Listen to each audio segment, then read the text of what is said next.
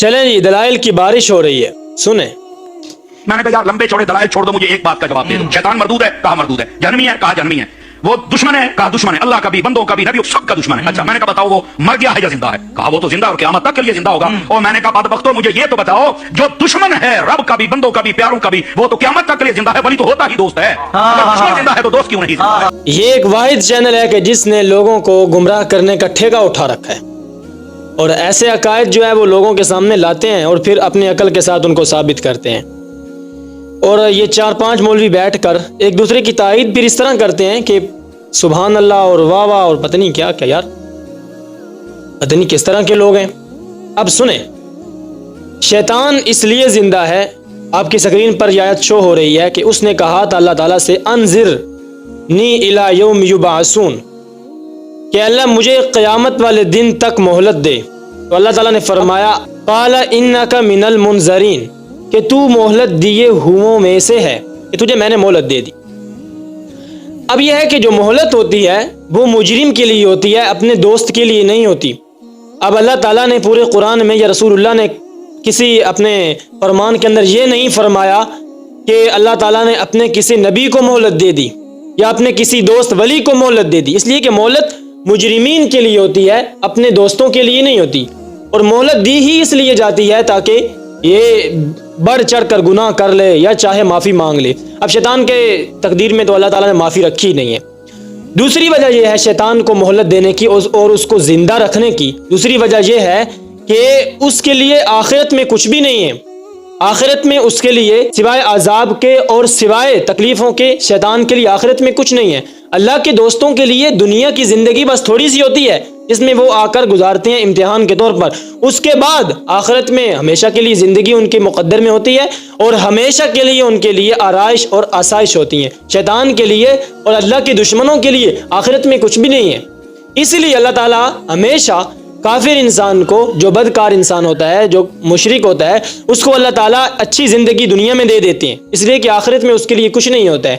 اور مسلمان کے لیے اور نبی کے لیے اور ولی کے لیے اللہ تعالیٰ اپنے قانون اور ضوابط بتاتے ہیں کہ اگر یہ تھوڑا سا وقت تم میرے لیے اس دنیا کے اندر میرے حکموں کے مطابق گزارو گے تو قیامت والے دن میں تمہیں ایک ایسی زندگی عطا کروں گا کہ جو کہ لامنتہا زندگی ہے, جس کی کوئی انتہا نہیں ہے, جو لامحدود زندگی ہے.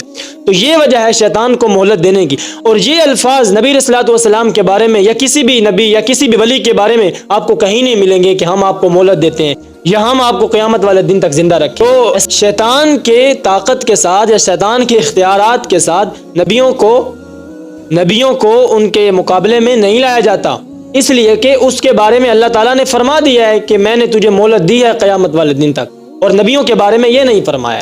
ٹھیک ہے جی, آگے سنیں دوسرے مولوی صاحب آئے.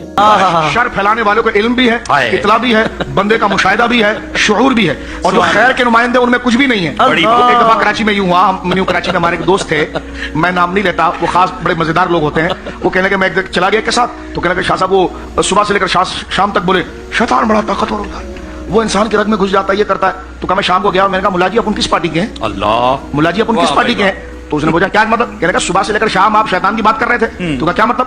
آپ کہہ رہے ہیں شیطان بڑا طاقتور ہے. تو کہنے لگا آپ کیا فرمانا چاہتے ہیں؟ کہ ہمارے وہاں مظفر شاہ آتے ہیں, وہ کہتے ہیں علی بڑا طاقتور ہے.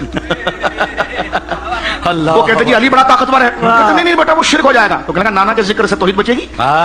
یعنی شیطان کی طاقت میں کو تسلیم کرنے میں, اس طاقت شر کو تسلیم کرنے میں شرک نہیں ہو رہا, خیر کے نمائندوں میں ہو رہا ہے. یعنی نظر بد سے بچو.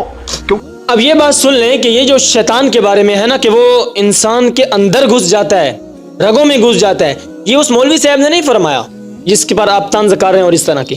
یہ آپ صلی اللہ علیہ وسلم نے فرمایا. آپ کی سکرین پر حدیث شو ہو رہی ہے کہ ان الشیطان یجری من الانسان کمجری الدم, کہ شیطان انسان کے اندر اس طرح دوڑتا ہے جس طرح کے انسان کے اندر انسان کا خون دوڑتا ہے, یعنی وہ وسوسے ڈالتا ہے. تو یہ نبی علیہ الصلوۃ والسلام نے فرمایا ہے, اس مولوی نے نہیں فرمایا.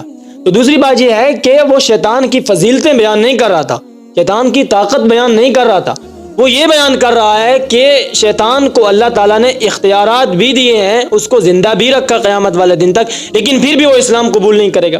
اچھا کہتے ہیں لأغلبن انا ورسلی, اللہ تو کہہ رہا ہے لأغلبن انا ورسلی, شر کچھ بھی کر دے میں اور میرے رسول غالب آئیں گے, میرے اور میرے رسول غالب رہیں گے. بھائی غالب رہنے کا یہ مطلب نہیں ہے جو آپ سمجھ رہے ہیں. اگر غالب رہنے کا یہ مطلب سمجھو گے تو پھر حضرت آدم کو وسوسہ شیطان نے ڈالا تھا، فوسوس لہم الشیطان فازلہم الشیطان، ان کو شیطان نے پھسلایا، ان کو شیطان نے وسوسہ دیا، شیطان کے وسوسے کی وجہ سے حضرت آدم نے وہ جنت کا پھل کھایا تھا، میوہ کھایا تھا۔ تو غالب کرنے کا یہ مطلب نہیں ہے، ٹھیک ہے نا۔ اب دوسری بات یہ ہے کہ حضرت زکریا کو آرے کے نیچے شہید کر دیا گیا، تو کیا کہیں گے کہ حضرت زکریا مغلوب ہو گئے؟ بھائی غالب کا مطلب ہوتا ہے کہ دلائل کے اعتبار سے، براہین کے اعتبار سے میرے اور میرے رسول ہمیشہ غالب رہیں گے، یہ کبھی مغلوب نہیں۔ آج بھی یہ دین اسلام کی خصوصیت ہے کہ دین اسلام کے دلائل سارے ادیان پر غالب آتے ہیں، اور کسی بھی جزئی پر اگر اعتراض اٹھتا ہے تو اس کا جواب عام سا مسلمان بھی دے سکتا ہے، یہی وجہ ہے۔ اور غالب کرنے کا جو مطلب انہوں نے سمجھ لیا ہے کہ رسول اور ولی جو ہیں وہ قیامت تک کے لیے دنیاوی زندگی کے ساتھ زندہ رہیں گے، یہ غالب ہونے کا مطلب نہیں ہے۔ دوسری بات یہ ہے کہ شیطان ہر جگہ پر موجود نہیں ہے، شیطان کے بہت سارے چیلے ہیں جو دنیا میں گھومتے ہیں اور لوگوں کو وسوسے ڈالتے ہیں اور گمراہ کرتے ہیں۔ اس کی دلیل میں دے رہا ہوں، یہ آپ کی سکرین پر حدیث شو ہو رہی ہے۔ آپ صلی اللہ علیہ وسلم نے فرمایا کہ ہر روز شام کے وقت شیطان پانی پر تخت لگاتا ہے اور اپنے چیلوں کو بلاتا ہے اور ان سے پوچھتا ہے کہ بتاؤ آج تم نے کون کون سا کام کیا ہے، تو پھر وہ اس کو بتاتے ہیں۔ پھر ایک آتا ہے چیلا، وہ کہتا ہے کہ آج میں نے میاں اور بیوی کے درمیان لڑائی کروائی ہے، تو وہ اس کو اپنے سینے سے لگاتا ہے کہ تو نے سب سے بہترین کام کیا، ٹھیک ہے نا۔ تو شیطان ہر جگہ پر موجود نہیں ہے، کس نے کہہ دیا آپ کو ہر جگہ پر موجود ہے؟ شیطان ایک جگہ پر بیٹھ کر پوری دنیا کے لوگوں کو وسوسہ ڈال سکتا ہے، یہ طاقت اللہ تعالیٰ نے اس کو دی ہے۔ اور اسی وجہ سے حضرت آدم کو جو وسوسہ ڈالا تھا، وہ شیطان اس سے پہلے جنت سے نکل چکا تھا، جنت سے باہر رہ کر اس نے حضرت آدم کو وسوسہ ڈالا، ٹھیک ہے نا۔ تو لاغلبن انا ورسلی کے نا اس کی تھوڑی سی تفسیریں آپ جو اگر وقت آپ کو ملے یہ اس چینل پر آ کر عجیب عجیب عقائد لوگوں کو سکھانے کے، تو پھر تھوڑا سا وقت نکال کر لاغلبن انا ورسلی کی تفسیریں تھوڑی سی پڑھ لیں، ٹھیک ہے نا۔